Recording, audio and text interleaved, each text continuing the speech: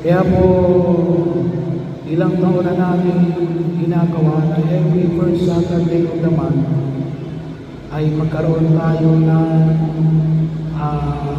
procession sa umaga. So kaya din po,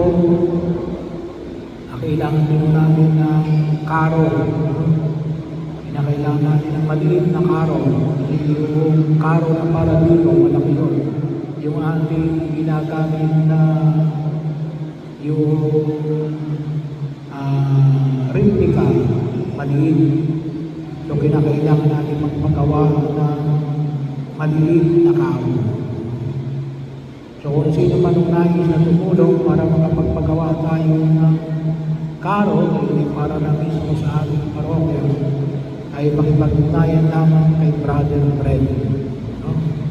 So, para po may magkaroon tayo ng higit na pagkilos every first Friday of the month. Yun yung ating devotion sa mahal na meron. Para mapalago. Kasi mahirap sabihin na pakurunahan namin yung Episcopal yung mahal na Virgin Maria. Wala naman tayong devoto. Father, maraming pumunta sa Intramuros. Sa Intramuros yun. Pero dito, wala. Ano yung pagpapasiyan nila? Baka lang tayo mapahiya. Mapahiya lang tayo na baka sabihin ay nag-a-apply tayo, hindi tayo sumusunod sa requirements.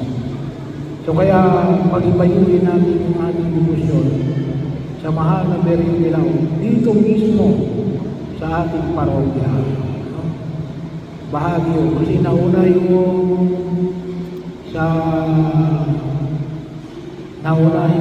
devotion natin doon sa Grand Procession. Pero dito wala tayong devotion. Palakasin natin yung devotion natin dito. Ay kapag malakas ng devotion natin dito, ay kapag nag-request tayo for Episcopal coronation, hindi mo tayo mapapahiya. So, bahagi yun ng pagkilos. At sa buhay katiwala, balikan doon Galala 2:19. Muli po, maraming salamat sa inyong patuloy na pagsuporta sa ating mga programa at mga proyekto. Magsitayo po kayo.